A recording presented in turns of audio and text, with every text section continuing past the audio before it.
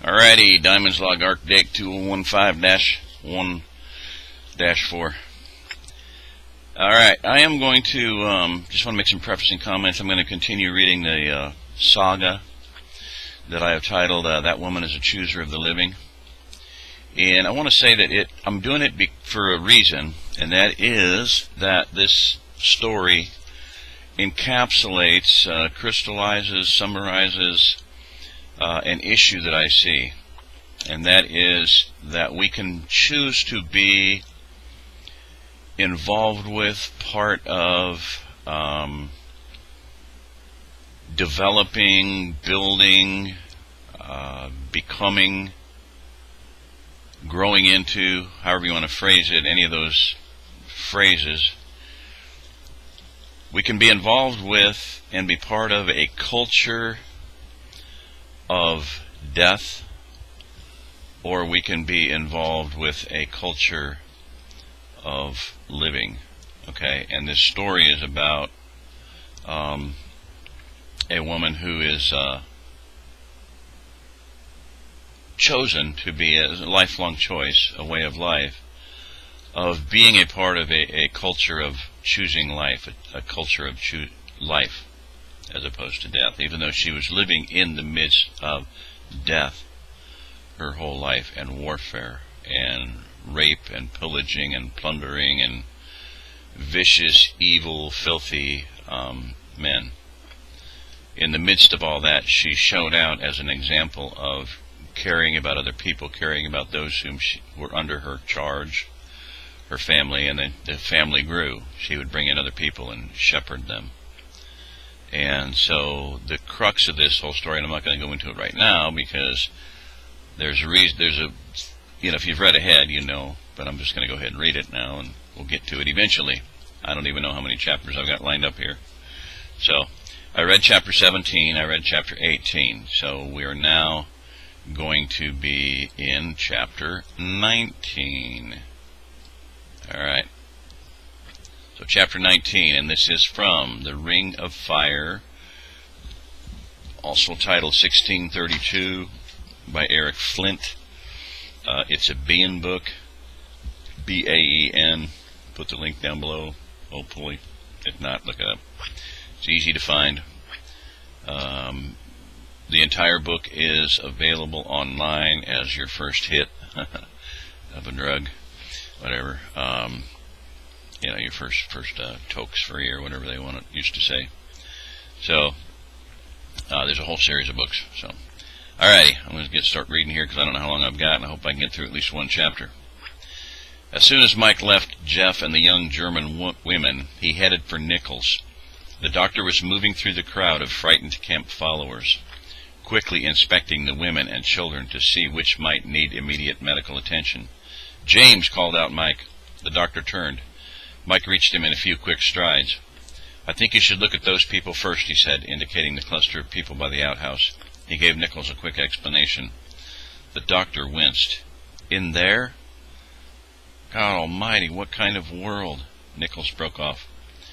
"They should be all right if they hadn't been bit by the wrong kind of spiders. Luckily they didn't suffocate, though. And you're right, Mike. We need to get them to the sanitation center right away.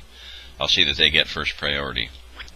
"I already told Jeff and his friends to look after them," Mike explained, "so you can have them escort the girls, the whole family, to the school." Mike glanced back over his shoulder. Seeing the way Jeff was staring at the tall, young blonde, Mike's spirits lifted. The sight of a young man so obviously dazzled by a young woman was quite refreshing. Innocence and sanity blooming in a field of lust and murder. Nichols was observing the same tableau. He grinned. "From the looks of things, I'd have to pry him loose with a crowbar." He began walking toward them. "I'll take care of it, Mike." James pointed into the distance, back toward the original American lines. His grin widened. "Rebecca's here, by the way." Speaking of prying people loose with a crowbar. "Rebecca!" Mike spun around, staring in that direction. "What in the hell is she doing here?" For a moment he began to charge off, then guiltily remembering his responsibilities, he forced himself to turn back. For the next 10 minutes, while he organized the disposition of the surrendered Protestant soldiers, Mike's mind was only half on his task. Half at best. He was fretting over Rebecca. What is that crazy woman doing on a battlefield? Fortunately for him, Harry Lefferts and Tom Simpson cheerfully took on themselves the nitty-gritty work. Between Harry's savage grin, "Go ahead, Kraut, make my day," and Tom's sheer size and extravagant musculature, "Yeah, go ahead, I need an arm bone to pick my teeth with," Hoffman's mercenaries were quickly rounded up and organized into a column. Hands carefully placed atop their heads, eyes front, meek as could be. Then Frank showed up, along with Lennox. Frank in his pickup and Lennox on his horse. Lennox spoke first. "We've got the Catholics neatly tied up," he announced complacently. "Mackay's seeding to the last of the strays. He'll be comin' in a minute." Mustachios bristled. "10 we'll march this lot into Badenburg and put 'em under guard. Don't expect no trouble." Frank had his arm perched on the open window of the truck. He was studying Mike with half-quizzical, half-amused eyes. "Oh, why don't you cut the act?" he chortled. He hooked his thumb toward Grantville. "Just go see the lady, Mike. Lennox and I can handle the rest of this business." Mike glowered. "What's she doing here?" he demanded. "She could have gotten hurt. She's got no business." "Are you that stupid?" snapped Frank. "She's worried sick about you. What do you think? You're the one that went marching into battle, not her." Frank snorted. "She isn't alone either. Half the women in town showed up looking for their fathers and sons and husbands and boyfriends. Did you think they were going to stay home waiting for a telegram with a battle being fought practically on their doorstep?" "Oh." Mike stared into the distance, looking for the log parapet. The parapet itself was not visible, but the small knoll where Ferrara had positioned his rockets made the location obvious. To his surprise, he saw that the knoll was now covered with people.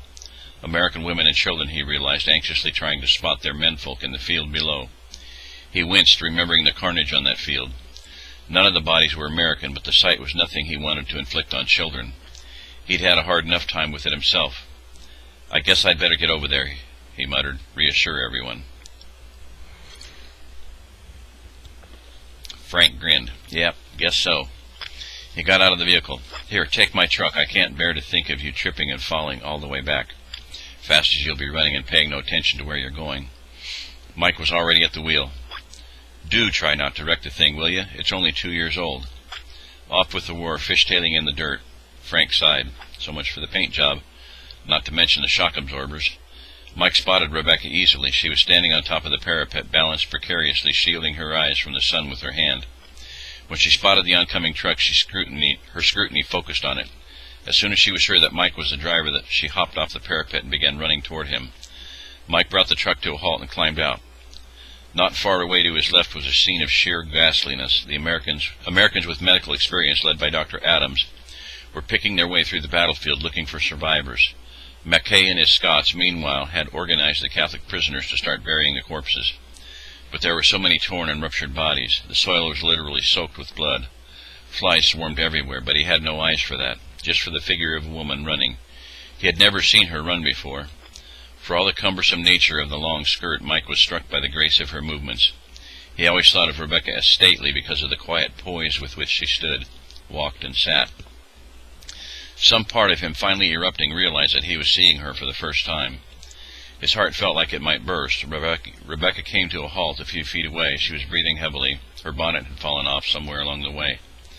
The long, black, very curly hair hung loose, a mass of glossy splendor. Her face glistened with a slight sheen of sweat, shining like gold in the sunlight that was beginning to break through the clouds. "I was so afraid," she whispered. "Michael," he stepped toward her, extending a hand. The gesture was tentative, almost timid. Her own finger slid into his palm. There they stood for a few seconds, saying nothing. Then so fiercely Mike almost lost his breath. Rebecca was clasping him in an embrace. Her face was buried in his chest. He could feel her heaving against him, and hear the quick sobs, and sense the tears starting to moisten his shirt. He placed his hands on her shoulders, gently stroking. He felt the firm flesh under his hands, separated by nothing more than the thin layer of cloth. He could feel most of her body. She was pressed so closely. They had never touched before, except her hand on his arm during their daily walks. The passion that poured over him drove every other emotion away. Anger and horror and fear, the residue of battle, were like footprints, obliterated by a wave, paw prints. His arms enfolded her, drawing her more closely still. Her hair was beautiful, long, black, glossy, curly. He was kissing it fiercely. Then gently but insistently he nuzzled the side of her head. When her face came up so quickly, he transferred the kiss to her lips, full, rich, soft, eager. as eager as his own. How long that kiss lasted, that first kiss, neither of them ever knew. As long as it took, before the cheers of the crowd startled them back to awareness. "Oh," said Rebecca. She craned her neck, looking at the sea of grinning faces standing on the knoll nearby, watching them, cheering them. For a moment Mike thought she was about to bury her face back into his shoulder, trying to avoid that public exposure, but she didn't. She flushed, yes, but nothing more. "Oh," she repeated. Then, smiling, she raised her lips again. "It is done," she whispered, "and I am so happy for it." "Me too," Mike said, mumbled rather. Rebecca wasn't letting him get a word out, not for a time, and he was so happy for it. End of chapter 19.